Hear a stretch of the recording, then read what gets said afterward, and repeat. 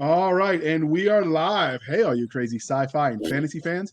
It's time for your daily dose of shenanigans over here at the Blasters and Blades podcast.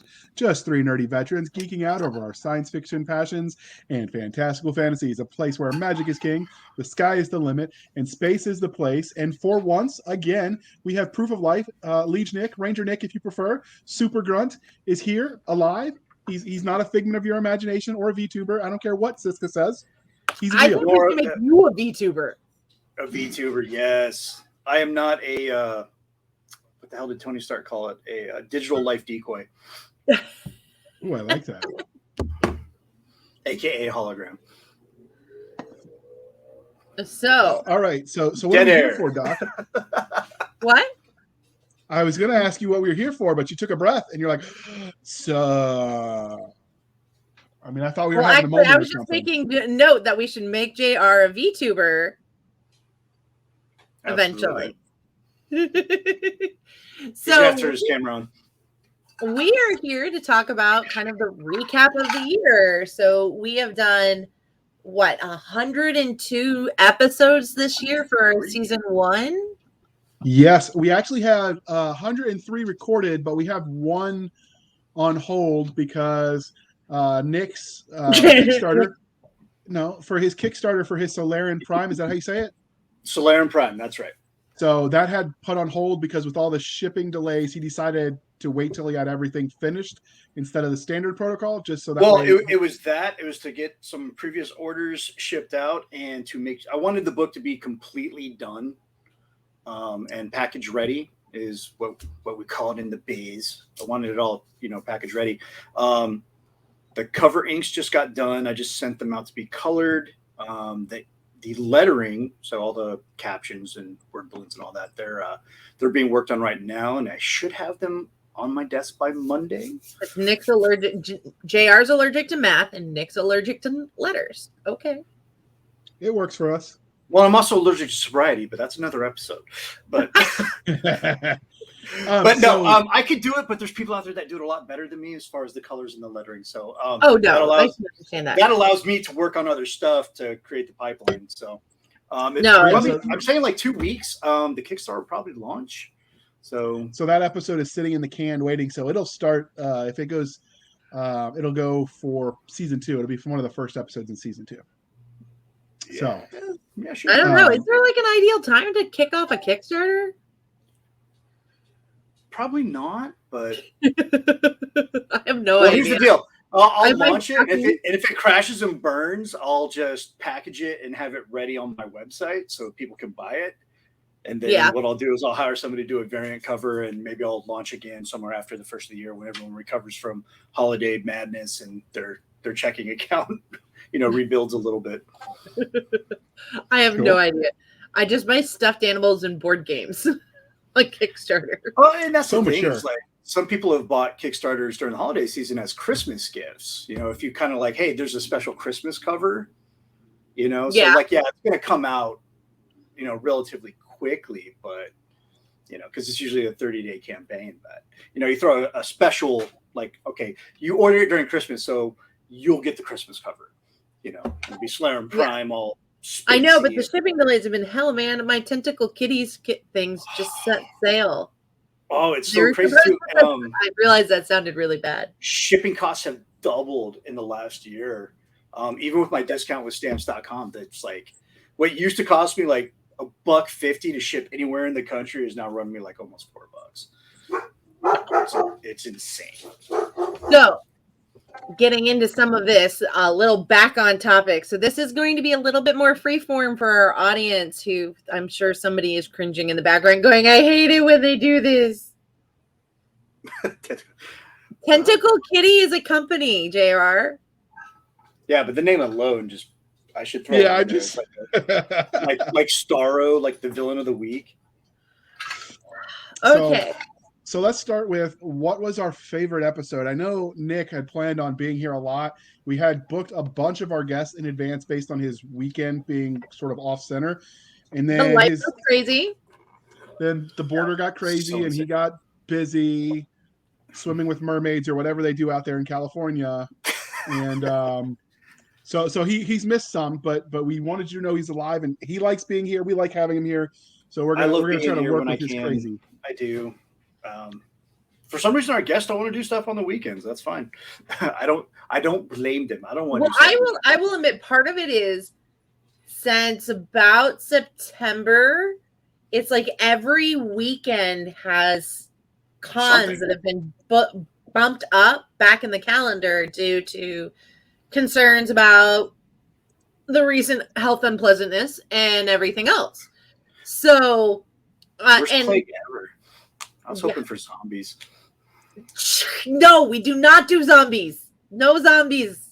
Okay, what if there were marrow, slow-walking zombies? Not Snyder zombies, not World War Z zombies. We're talking Snyder, just like... Yeah, I don't even like John Ringo zombies, okay?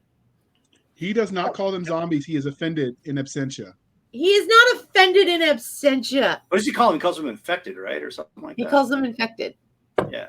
Because they're not really undead, so they're not zombies, which is an entire ongoing conversation. Because they're not dead, right? They're just...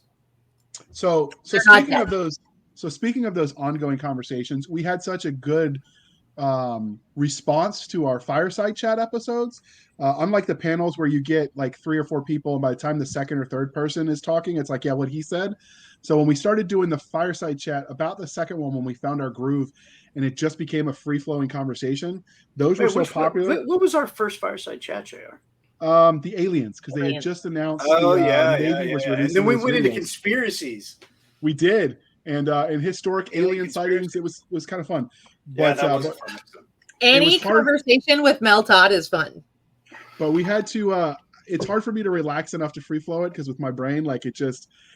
I need structure, and so I let Doc take over some of the fireside chats with the questions, and it sort of worked a little bit. Booze helps, and absolutely.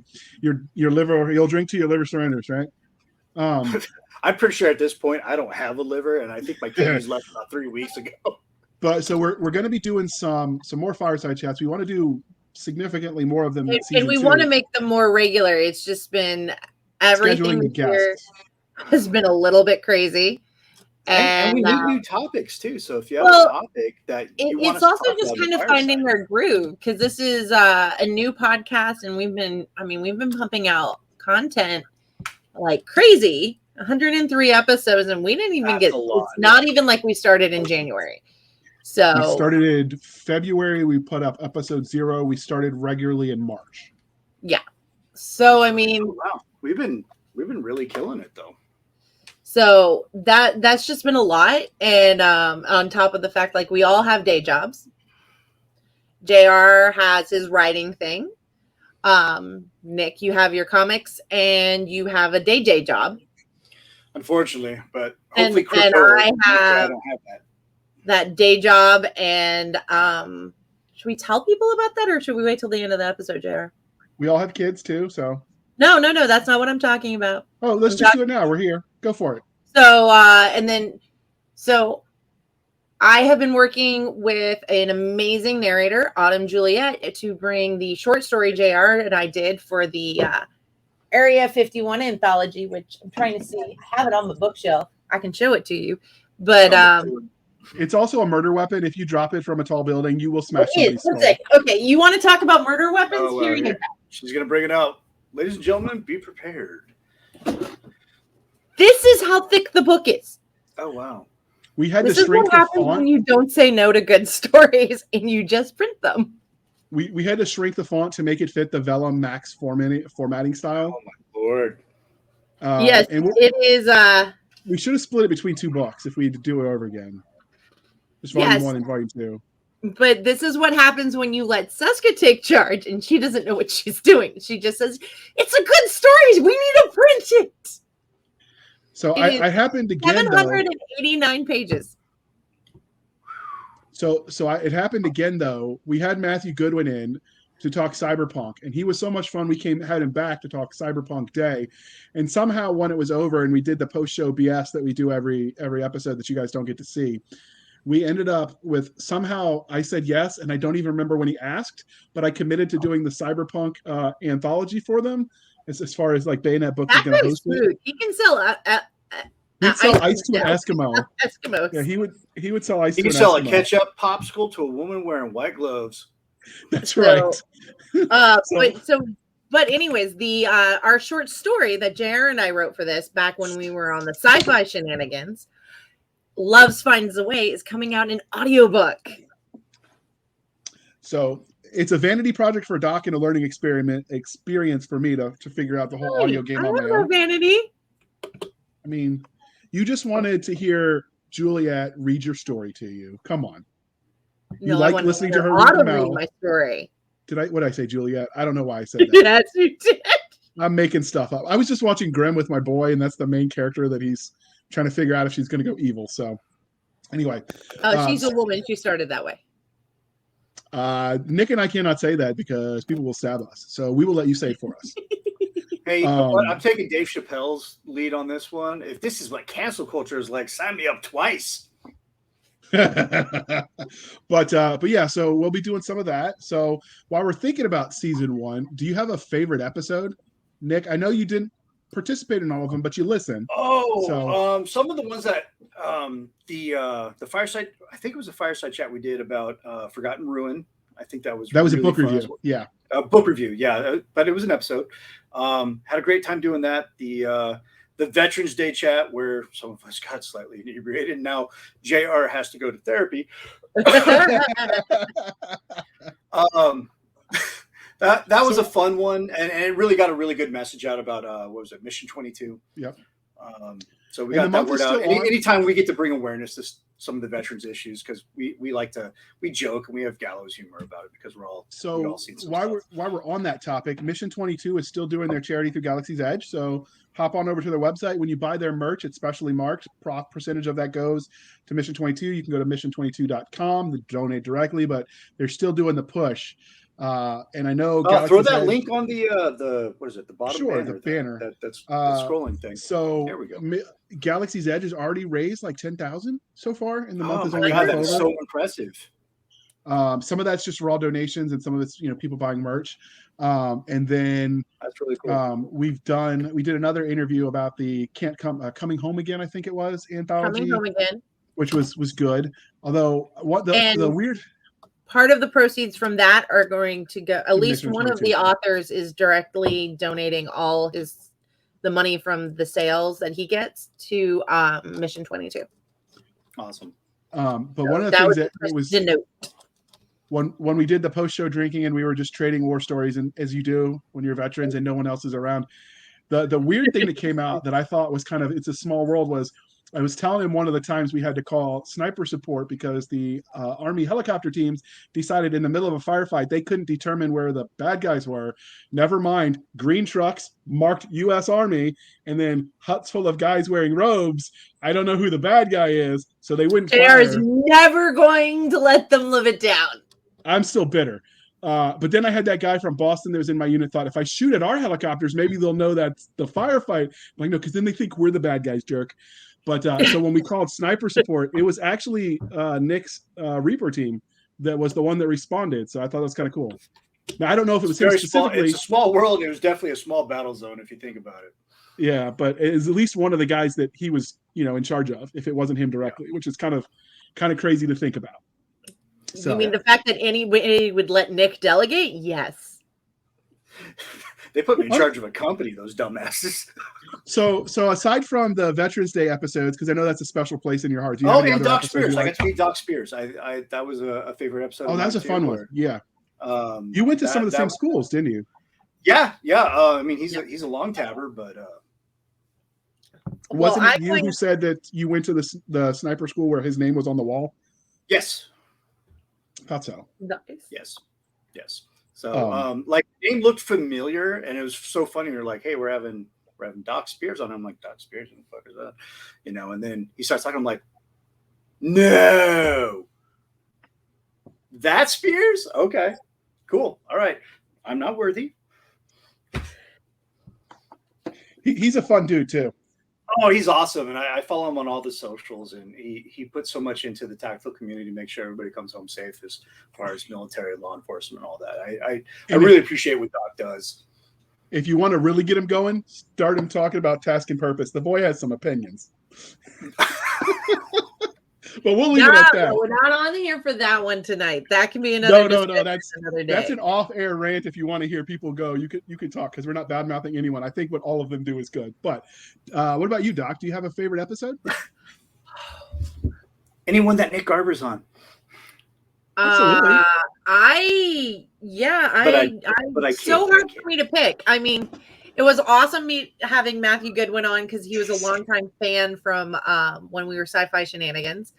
Then, I mean, we had some of my friends on, which was really awesome because I like my friends. And who doesn't love Mel? Yeah, no, Mel. Anything with Mel on it, Mel or Marissa. They're great. I mean, they're not allowed to stand next to each other when talking to me, and we've been drinking because our other friend. So it's Marissa, Melissa, and Melissa. And I just look at them when they all stand across from me, and I went, "No, we're not doing this." No. No. Everybody get into not today, Satan. Not today. And but. It was really, we had so many great ones. Larry Correa, having him on was really great. I like that Larry Correa was telling me when he'd run into people that didn't recognize him reading his book. He'd be like, "Oh yeah, that author's a jerk. Why are you reading him for?" And then listening to them defend him to him. Having Larry on was great. He's always so much fun and so nice. KC too. Oh yeah, she's the only episode we had to mark not safe for work. Yes, Casey. This isn't on Cisca's. This is on one of my favorite ones. Is having Casey on. Well, Casey was really special because Casey and I have been friends for years, and she's currently in Japan, which means I have not seen her. So, but there's a rumor that she may be back by next Dragon Con. So when she's stateside, she's close to you? No, she's Air Force. They're in the sky, never landing for fear of not being able to tell which unit's which. No, I'm kidding. Her has me doing it. The Air Force. They almost joined the military. So the cool thing is, Casey's the one that introduced Cisca and I. So I reached out to her because she was a newer author at the time, back in 2016 and 2017, excuse me. And I said, "Hey, we're looking for guests, maybe a female, but definitely a veteran." Somebody to mix it up for what Winder and I were doing. It's a different set of opinions. So we wanted different experiences. It didn't necessarily have to be female, but I thought, hey, girl, bring something different to the show. But mostly we wanted someone compatible.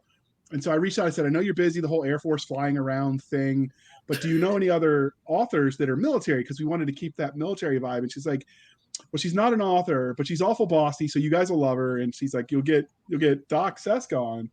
And the rest, as they say, is history. You got a friend out of it. And whenever Casey Bell messages you and goes, "So I have an idea, and I really want you to think about it before you say no." Oh, that's the kiss of death from her. This could either be super awesome or super we're gonna get canned.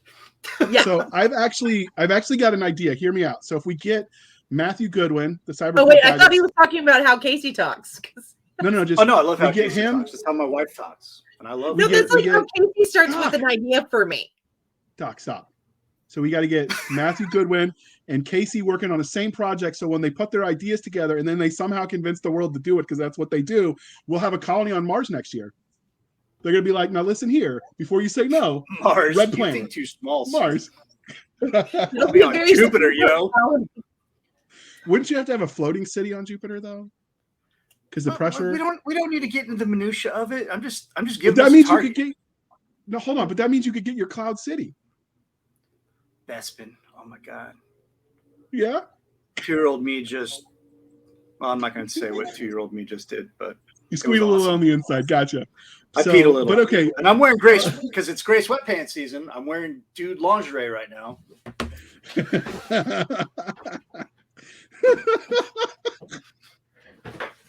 This is why we can't have nice things. So no, this is exactly why we have the nice things that we have. So Doc, what other episode did you like?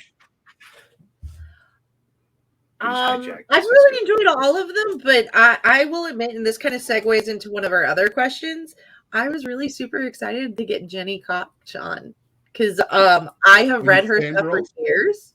I totally squealed and fangirled. No lie. Hey, nothing wrong with that. We all have the people that we do that with. And because I've read her stuff for years and I really enjoyed it and it was super awesome. They always warn you not to meet the people who you are a big fan of because they Never meet never your heroes. live up. Yeah. But I've been really lucky because when I met Anne, she totally lived up to it, and Jenny did too. So my favorite episode would be one. I like the episode where we did the video game anthology series that Marissa did. Is it Marissa? The one that threw the alligator that you did it at your house. Marissa Wolf, Marissa, yes. there we go. Wolf. I have so many names going through my head right now trying to get this straight, but that was fun because you two together, the actual in-person interaction was kind of fun.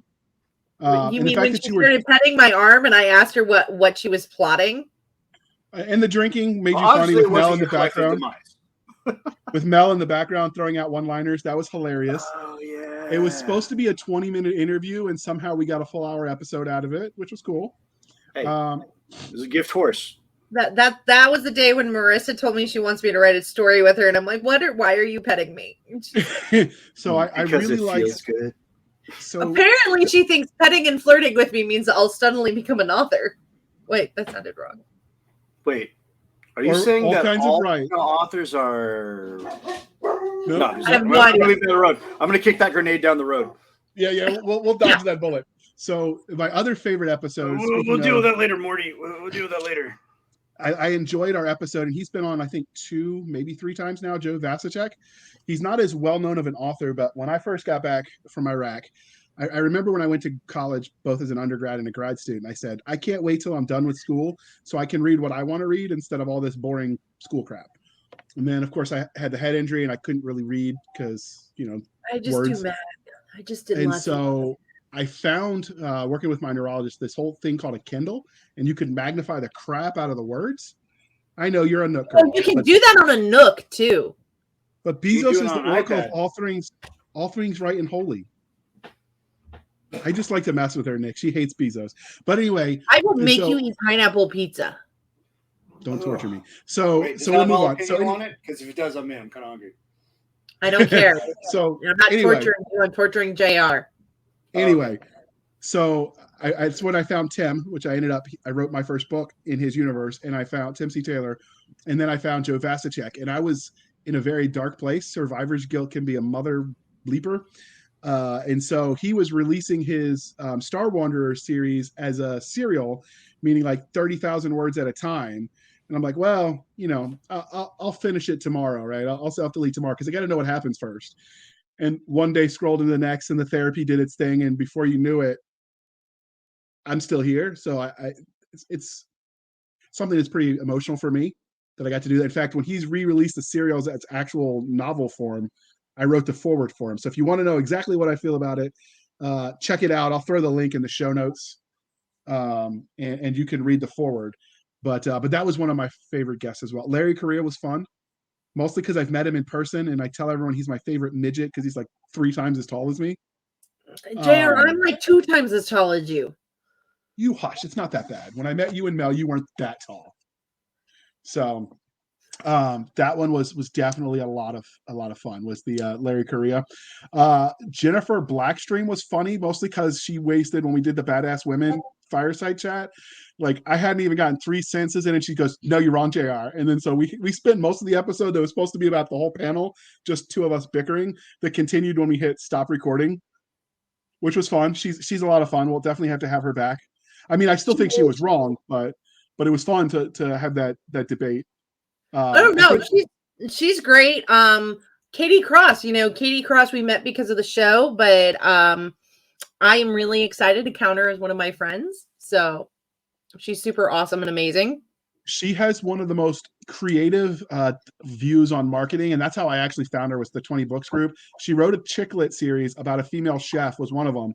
So she worked with a real chef, created a cookbook that she also put the fictional character's name on, and used that as a marketing tool, which I thought was just like outside of the box thinking, and I dig it. She said when she saw Nick in one of our episodes that we should consider getting one of those like beard care product companies as a sponsor. for Nick, but I'm not sure what the Border Patrol will allow him to do. You're muted. I love how Nick continues talking. Yeah, Nick, you're muted. Is there a way for us to unmute him for him? No, if he does it on his end. No, if I do it on my end, I'm completely effed. But I was like, why? She wants to get the beard care products because my beard looked like crap, or because she No. She was just talking about doing sponsors for us and thinking outside the box. She's like, veterans, he's got the beard game trying to go on. Oh yeah, that was at the time where I had the big bushy one. Yeah. Going. She's like, maybe you could get a beard care sponsor. I missed that. I can't do it right now with my current assignment. I could maybe get a little bit more than this, but I can't have that really nice lumberjack look that I had going right. You had the almost like Duck Dynasty Jr. going on. Oh, I did, man. Like I would be on shift because like work wouldn't know because we had to go to work because it was during the pandemic and I'd have my face covering on. So they had no idea how bushy my beard was. You know, and what was funny because you go in the locker room and none of us care in the locker room. All of us are unmasked. We don't care. We're like, because we take our life in our hands every day when we go out, you know, in between the fences. So everybody had like this Gandalf-esque beard going, you know, and it was so cool because some of the guys were a little bit more gray and they had it like they had the gray in like really cool places, like that strip like right down the chin, you know, and everything else was dark, but they just had this gray strip, you know. So, but when I got on the boats, that's what happened. That's when I knew I had to trim it up because I go out once and we're in an open canopy. So a center console boat. So the elements and the wind is hitting my beard. And when we got back, I looked like someone just took like a blow dryer to a dog. Like it was just like it was so 9/11-y. It was gross. I was like, okay, well, I got to take the clippers to these and trim it up a bit because it is just out of control. Unless I start putting like beard mousse in there, which is a thing. But I wasn't that committed to the beard. Marissa was so mad. I mean, Mr. Stabby was so mad. She's like, you trimmed your beard. And I'm like, well, I don't want to get fired either. So, yeah. So we talked about our favorite episode, and that there is a little bit of a parallel to our favorite guest. But did you have a favorite guest that came on? Or are you going to go with the I love all my children equally? No. No. Damn. Like, no, I mean, I appreciate everybody that's come on the show, but, you know, some people were more charismatic than others. And I know I'm going to screw this up. The guy that wrote that short story of Thor, Chris, what was his last name? Chris Rocchio. Yeah, we just called him Rocky. We called him Rocky. Yeah. Rocky. That was an amazing episode. He's one of my favorite guests. Oh, he's dude. He makes. I consider myself a smart guy until I talk to him, and then I feel retarded. It's been so neat because I've seen him really grow into becoming the guy that you met. Because I remember meeting him when he was the Bane intern. The Bane intern, and now look at him. And if you see the artwork for that issue, he posted on his Twitter. Oh yeah, it looks amazing. I cannot. Well, I think it's already out, so I need to go pick that up. It was actually, I'm just going to text him and say my mea culpa. Was like, hey, what issue was that? Because I'm heading to the comic book store right now because that's what I'm doing tomorrow. Today was a no bones day, so lazy, sit, watch TV. My new sound bar. Nice. Tomorrow's a bones day because I got drawing to do, and I got to hit the local comic book shop because that's why I'm here. What about you, Doc? Do you have a favorite guest? Oh, favorite guest. I thought we were covering favorite guests. No, we were doing episodes. Now we're doing guests. There's a difference. Some of our favorite guests were on. We got our area target. Now we're getting our point target. We'll talk military on this one. Oh, okay. I think.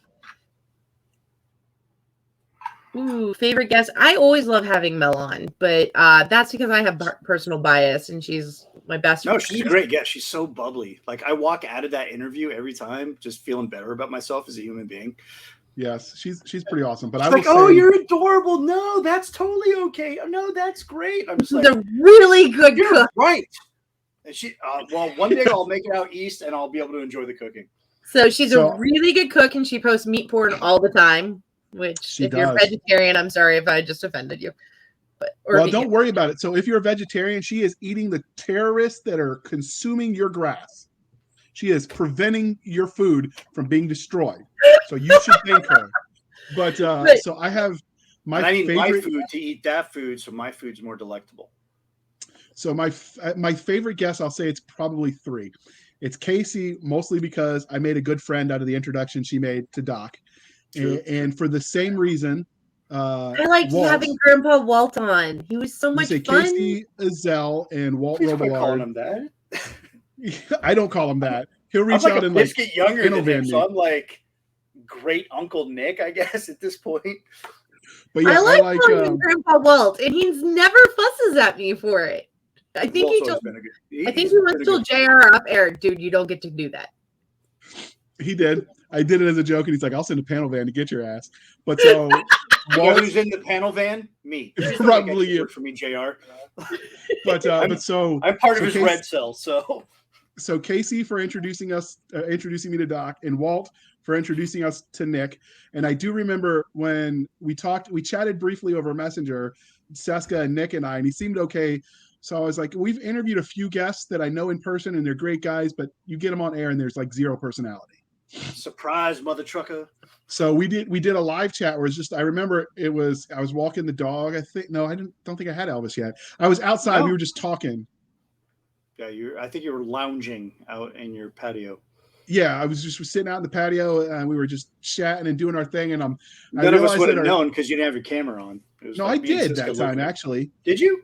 Yeah, but so when we did that interview, it was supposed to be 15, 20 minutes. I said, no, we'll be in and out. We just want to make sure there's chemistry. We already know we like you. And then like 2 hours later, your wife's like, I will stab you if you don't come eat this food I just cooked. Yeah, that's when you gave my wife the moniker of Mr. Stabby Stab. That's right. Stabby stabby. And of course, Doc snorted whatever she was drinking out of her nose because she thought it was hilarious. And then while she and you were I bickering, believe it was we were mead just, at the time. Doc was on a mead kick. yeah. I'm always on a mead kick. I pick up 3 more bottles from Viking Alchemist this weekend. Where are they? Okay, so you keep talking about that. I gotta try that, but we'll talk about that. I got 2 too. But yeah, so that was fun. So I like should get them to sponsor the podcast. We should. I mean, you should on air. Let's reach out to them. Icy hot for my back pain. Oh, and then the third one Get would the be VA to sponsor all three. No. We're like crazy as shit. The third one that was my favorite guest would be Joe, because I credit him, Joe Vasicek, for saving my life with his story. And that's why I think the writing, the science fiction stories, the fantasy stories, the comic books, like when you create that art that's just floating out there for people to consume, you never know who you affect that way. That's you true. know, You if you just give them, I mean, even if like I was the only person that ever read his story, like he changed the world by just changing one person. And I know that sounds sort of cliche, but I think it's true. And so that's one of the things that was pretty meaningful for me. But so, Doc, we were talking about this. What are our plans for next year, do you think? For next season, I should say, since technically it's December, starts season 2. So one of the things I know we've talked about it is we've been doing 3 episodes a week. And for those of our fans who have really enjoyed that is wonderful. We really appreciate that you enjoyed it, but it is very exhausting after a while. It takes its toll. That it does. And so we're going to try in 2 new episodes a week and bonus content as we generate it. So the plan is we're going to release the episode Monday and Friday. We're going to try to get a sci-fi topic and a fantasy topic by the reviews, guests, whatever. Oh, I'm getting you some comic boys, man. But comics still fall within sci-fi or fantasy, right? Yeah. Well, I guess technically it could be its own thing. It depends. I've got my finger on the pulse on a couple of sci-fi westerns. Fun, but so we're gonna. Yeah, so it does fall into. Well, let's just throw it into speculative fiction. So we're gonna try to. That's the catch-all that we use. Oh my god, that one was so much fun when we had the squirrel guy. Spider Squirrel. Spider Squirrel. Yeah, he was so much fun. Great. I felt like I needed to take a downer after. Did you guys pick it up on Kickstarter? No, funds were just too tight when it was out. I think I got a PDF version. If it's okay with Charles, I'll send it to you guys. It is such a fun issue. If you haven't watched his episode, you're gonna feel like you need to take downers after watching him because he's so high energy. Oh my god, he's like a chihuahua on crack. Yes, And I mean that in the exactly. most loving way possible if you're watching, Charles. But so next year we're going to do our episodes Monday and Friday, with Wednesday allowing us to sort of a flex if we've got someone that's doing a Like a Kickstarter that we want to do. Kickstarter, just If we get too much content that we're really excited to share, something just kind of something. Yeah, so we're good. It may not be every Wednesday, but we will be getting you probably at least one bonus episode a month. So Nick and I have talked about this since he came on, but like you said, his life with the department got a little busy. But we're going to call it either. Do you want to call it Nick's Art House or Garber's Art House or Apogee Art House? Oh, we call it. Well, I don't know. We'll figure out. All of those are good. But it's hard to choose. He's going to be drawing. Art House Reviews is going to be in the title somewhere.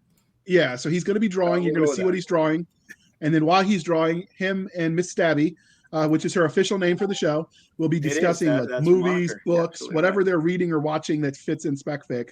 They'll be doing sort of reviews, but more stream of consciousness, I think, knowing the two of them. Yeah, but it's fun. We've had those conversations off air, and it's a lot of fun. So now you get to look into the insanity that is the Apogee Comics. Well, I mean, he's awake and talking, and that's as close as we're going to get. So I think that's going to be fun. We'll make it its own, what do you call it? Playlist. Playlist. There we go. Thanks, Doc. It's an offshoot, a spin-off of the Blaster and Blades, but it's still connected. So, so we're going to do that because I think those would be good. And he's an amazing artist. He doesn't pimp his stuff nearly as much as he should, or get as nearly as much as he would like I wish I could. I need a clone, bro. I know, the day job, right? So what we need is for peace on earth and goodwill for men, so that way he doesn't have to be as busy. So if you can make that happen for us, we'd greatly appreciate it. We need more comics. Okay, so then I guess that should lead to the good news, and we'll see how it pans out. But I have some contacts that are interested from some major publishers, one of the top 3 that are interested in my work. So we'll see how that plays out. That would be awesome. So we're going to do more with Nick, where he just sort of showcases his good drawing skills. We're going to try to do more fireside chats because those are a lot of fun and they're sort of unpredictable. Those are my favorite. We're going to do more reviews. Probably won't have Nick as involved in those just because with his work schedule, if he has a chance to read a book or draw his own comic, we want him to draw his own comic. Whereas Doc listens to a book a day. You guys are like slave drivers.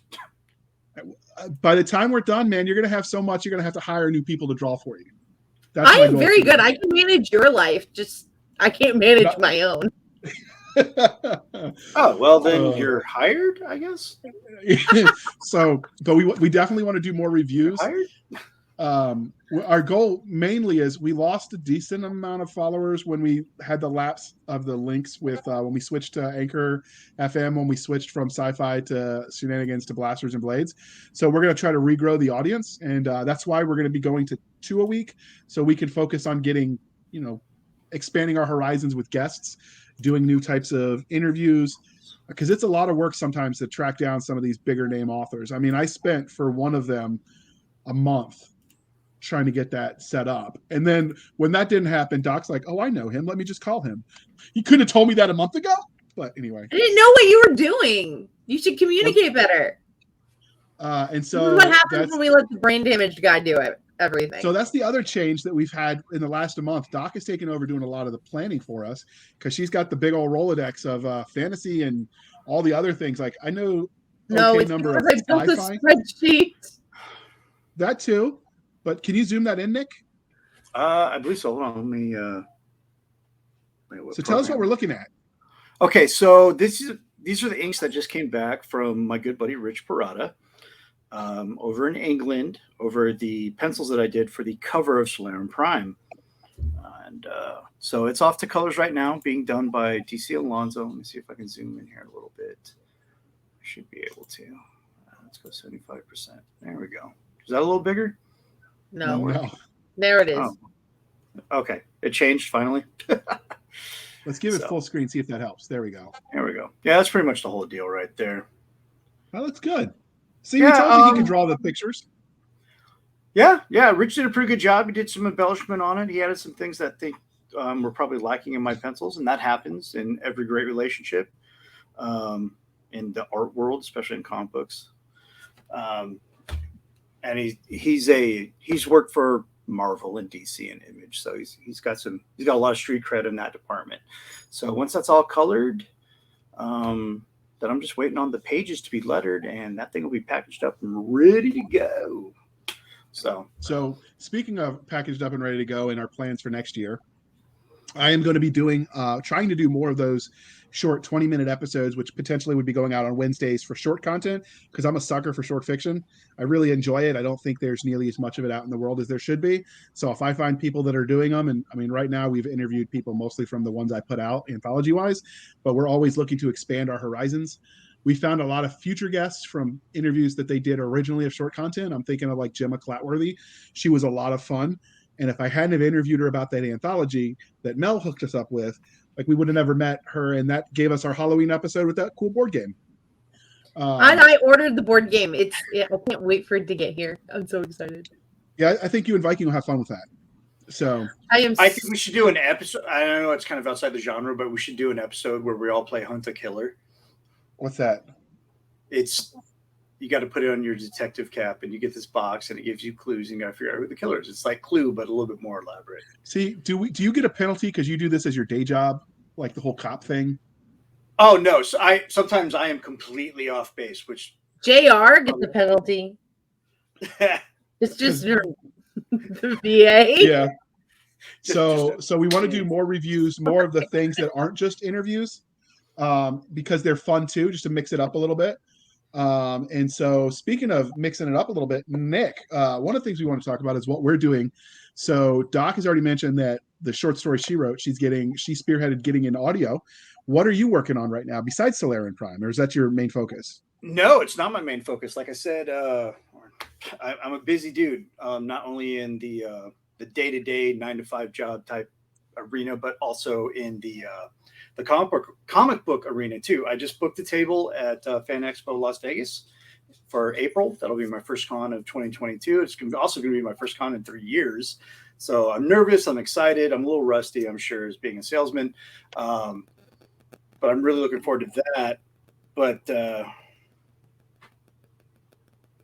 the hell is calling me right now? Hold on. They'll call again if it's important. But I'm working on Solarian Prime. That'll be the first thing coming out, pretty soon, next couple of weeks. I'm doing a crossover with another character called the Tin Soldier. So Phantom Hawk and Tin Soldier, and we're getting a lot of preliminary artwork from that. I'm doing the interiors. We got a really great a variant cover come in. It's like there's comic book art and then there's fine art. And this guy produced fine art. Unfortunately, I don't have it on my computer, so I can't share it right now. But it is amazing. I'll throw it on the Facebook page. No, there's probably about a good 3 to 4 issues of various comic books coming out from Apogee Comics in 2022. So awesome. I'm going to be busy. And con appearances too. And con appearances. So we'll see how I do at the Rio Hotel in Las Vegas. More than just the one Vegas con appearance?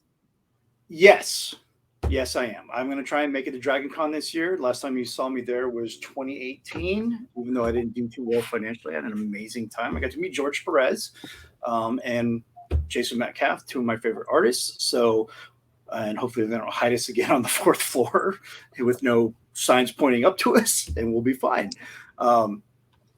Now, what because it's been 3 years, I took a 3-year break from doing conventions because I had personal issues and whatnot. But hopefully Las Vegas goes off without a hitch, and that'll give me the confidence to move forward on, more cons throughout the year. So if you want to know what con appearances he's making, one way to do that is to go over to his website, apogeecomics.net, where all of his shenanigans are listed. If you look at the YouTube, we link his stuff in the About section. You go to that little tab, and it's got all of his stuff linked. We link to him as well on the, if you watch us listen to us on podcast form, it's in the show notes. So you could always track him down and stalk him as you do. Not too closely. He is a marksman. But, politely stalk him. You can always I like the fanfare. A couple of death threats would be nice too. That'd really give me some street cred. I'll see what I can do. Maybe a fatwa against you, just for old time's sake. Too much? No? Did I cross any lines? No. Lines. Cisca's like, Lines. no, you've got to be politically correct, Jared. This is not how you win friends and influence people. Oh, who wrote that Not book? being politically correct, but just not being politically incorrect. They're two different things. Sometimes the infantry comes out before the brain, sort of like, nope, don't say that, which most of the time happens. I don't say that, but sometimes it gets away from me. Sometimes. But as my platoon sergeant said back in the day, and if you're listening old school, this one's for you, but you don't win hearts and minds. You just grab them by the balls and the rest will follow. That was his answer to the winning hearts and minds strategy. And that resonates as a grunt. No, that's absolutely correct. That's 100% correct. Yeah. So the cool thing that Nick's been doing, which is fun because it'll transition to what I'm doing. I'm still working on that series, which won't get published until the first 3 novels are done with James Ward. It's is this where I get a new credit for my bio? Yeah. And so Nick's been doing some military advising for me because one, I know what I don't know. And as an E5 sergeant, I could run a squad, maybe even a platoon, anything above that. It's going to look so foolish because I make half of that shit up. No, I'm just kidding. He's like, I'm just BSing. I'm flying off the cuff here, bro. But you were trained to think like that because you did it both at the E level, so you understand where I'm coming from, and then as a captain, you were managing a company, which means you understand battalions. So your understanding of global strategies and stuff has been helpful. Yeah, not just the tactical level, but the operational level, and some right. And that is where I know I am weak. Mostly because my training was more, boots on ground, kick indoors, shoot bad guys. Yeah. And Nick had to think outside the box. It's part of being a super grunt. They got cooler toys and better training. Well, and the thing is, like, I spent my time in a lot of like hot spots where they had the cool toys, like the Q-36 radar, which is something that we were talking about off air over the last 2 days. Obviously the technology has advanced super crazy fast, but I still got boys in the goon squad and the spicy boys type areas of the military. So if I don't know offhand, I'll contact them like, hey man, and I'll ask them the question. They're usually pretty quick to respond if they're not currently engaged in gunfire, doing spicy things as you do. Doing spicy things. That's right. All in the altar of freedom, and I love them very much. And so it's been a lot of fun. Working with James has been fun. He has a lot of great ideas, and he's getting a lot better at the delivery. I have to say, I'm impressed that the old boy still has it in him. He told me, I'm sending you. He knows I told him that. I'm looking all gas, and I'm the one who kept calling him Santa. So I thought I told him, he's like, yeah, I'm sending you the book I wrote about the gods. It's an original, and I'll sign it for you because he wanted me to have it as reference because we're doing Egyptian pantheon. And I told Walt, I said, I think he's sending me legends and lore or gods and demigods. And he goes, if he sends you the original and it's signed, buy a copy for yourself that's a reprint, and that thing's worth gold. And so I asked him when it showed up, and it was his new Castles and Crusaders, which had a lot of the same information. He goes, I like you, JR, but I don't like it that much. Because the originals are worth a pretty penny. I have the original of so I mean, if he wants to promise to return it. Oh, well, the original was pulled because of the scandal with the Cthulhu thing. I know, but I have an original copy. So what it came down to is I am not the first generation of gamer in my family. I would not let that out of your property, Doc. I'd be like putting that in a vault. Who owns the property? Who owns the rights to Cthulhu? I'm pretty sure it's public domain at this point. No, but it wasn't at the time that Gods and Demigods originally came out. And so what had happened was they sold their game rights separate from the literary rights. They split them off. And so the person that had the literary rights said, well, he's writing the Dungeons and Dragons manual. It's a book. We're good. But the game rights people said, no. He's writing a manual for a game. We own this. And we didn't give him permission. And so because the people that own the property rights were butting heads, it was a cluster that they blamed him for. Like he just stole, like he just plagiarized, which he didn't. He had permission. But because of that, when they pulled it and re-released it without Cthulhu, if you have one of the Cthulhu editions, those things are worth money. And most people, they used them, abused them, and then they threw them away because they fall apart, like if you're actually playing. And so if you have one in good condition, like a first year of college for your kid, you're good. So junior college first, and then go to university. But yeah, it's been a lot of fun. I did not grow up playing D&D because in a Navy town, because my stepdad's Navy, everyone was moving so much you could keep people in the same place long enough. But I certainly was aware of it. Yeah, I was certainly aware of it, and I would have been interested had it been an option. So to meet the guy that was like part of the the OG crowd for TSR has been kind of cool, and then to get to work with him, like he's a living legend in his industry, somewhat even more so in his own mind, which is what makes him brilliant. Because I've never met people that were good at stuff that thought they were humble, right? Like you have to have a certain level of something else to get that level. You know what I mean? Like, and it's fun seeing that from the other side of the pin, so to speak. Just insider information on the Spicy Boy Goon Squad unit that I was a part of. Huge D&D fans, like huge. Like that's how I got in. That's how I got into it. And we went on deployment. It was only like a 90-day, and that entire campaign, like we'd go out on mission as soon as we came back. We'd play like a couple hours of that campaign, and it lasted the whole 90 days. Nice. And then it continued. Then we had to put a pause X on it, and then we finished it up 2 months after we got back stateside. So speaking of that, hold on, Doc. We're gonna actually try to get some game designers on. We've done 2, I think. We did your friend that does the horror, Doc. I can't remember the name. You know what I'm talking about? Jay Parker? Yeah, we did him. And I think we've done one more. We've done the After anthology. I mean, the After RPG, but we want to try to get more. I'm still learning like how to structure those types of interviews to make that translate to entertaining for you, dear listeners. But it was definitely something we want to do more of. And then the other thing is back when we were Sci-Fi Shenanigans, we interviewed Rainbow Sun Franks. It was one of the actors in Stargate Atlantis.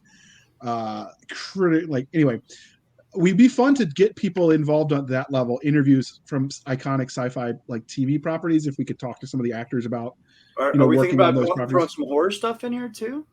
Absolutely, if you've got ideas already.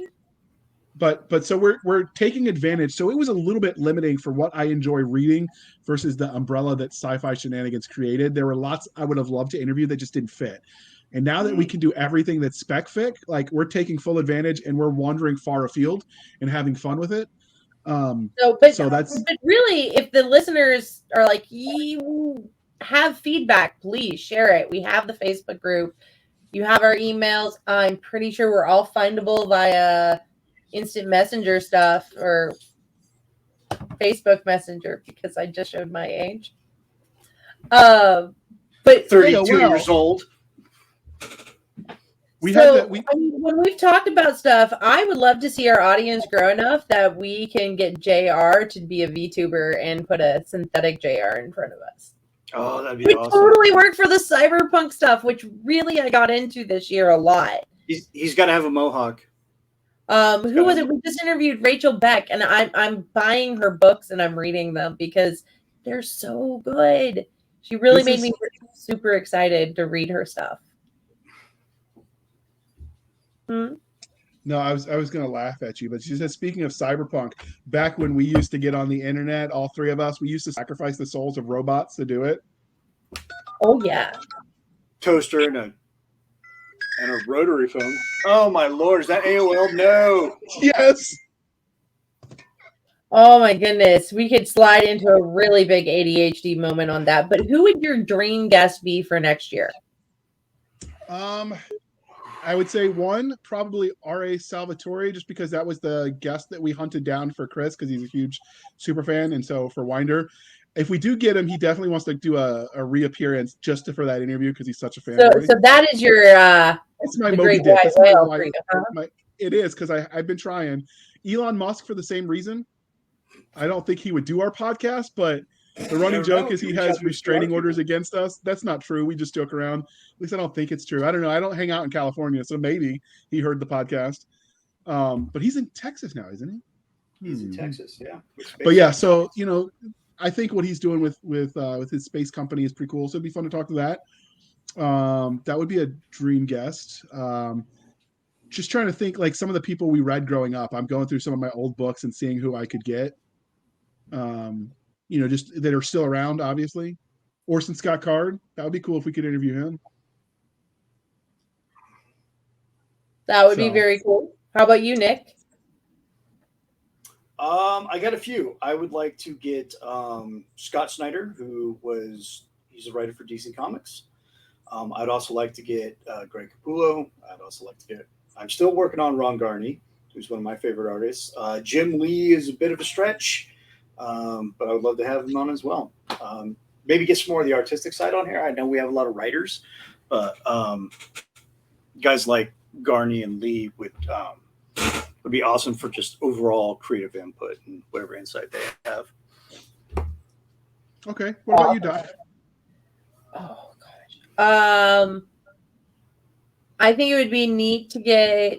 I mean, John Scalzi would be pretty cool, or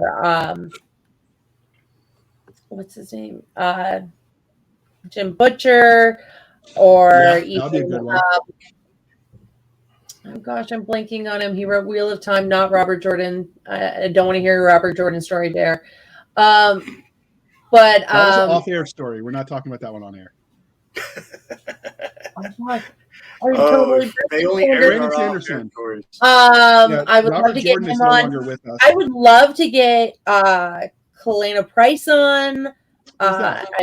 She writes a great urban fantasy series called The Grave Witch, and it's really awesome because where so much of the series is like, oh look, pretty girl, things kind of work out.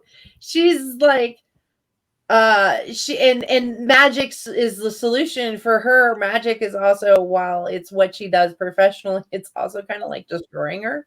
So but she can't help but do it, because if she tries to not do it, it just leaks out and she accidentally like raises the dead without meaning to. So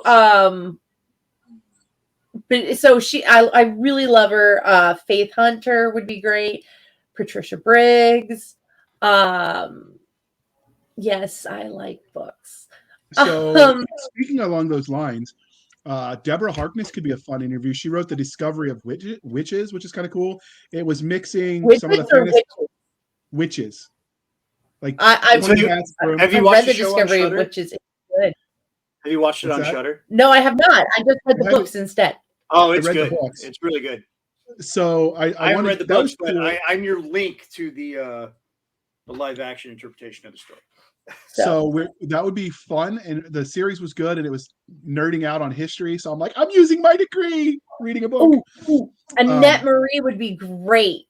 Who is that? I have been listening to her Guild Codex series, and like it's it starts with 3 Mages and a Margarita. There's, if that's a title I'm in, Dark Arts and Daiquiris, and then I'm now reading 2 Witches and Whiskey. There we go. That's what I was about to say. If there's not a Witches and Whiskey title, so I've actually reached out. It'd be a fun guest just because my nephews are Werewolves and Whiskey would have been good too. Wings of Fire series. I got some friends and nieces and nephews that are reading it, so I reached out to that author on her website.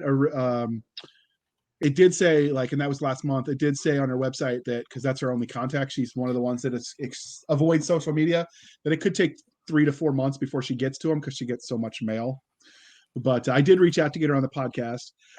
Laurel K. Hamilton could be fun. I know Doc's a huge fan. She's frozen on us, but we actually almost had her on an episode. We did the one episode of season 3 of the Blasters and Sci-Fi Shenanigans.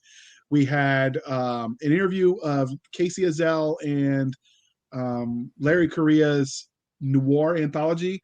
It is the only one episode we recorded that we couldn't use because, well, there were some that didn't get edited and we lost the footage when we fell apart at the end of season 3. But hers we recorded and we couldn't use it because Casey Azell's internet in Japan was horrible. Which you'd think, given some of the stuff that comes out of there culturally, that they would have good Wi-Fi. But it is what it is. But they're all about the techno stuff, and it was horrible. But anyway, so we almost had Laurel K. Hamilton because she was in that anthology but life happened. So I know. Well, her new series is really good. But she would be a fun guest. I've heard she's entertaining. She is.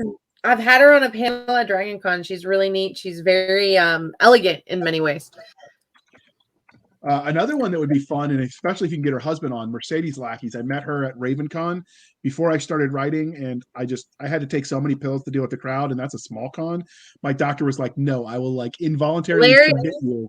Her So you got husband joining me Larry in is Vegas, amazing.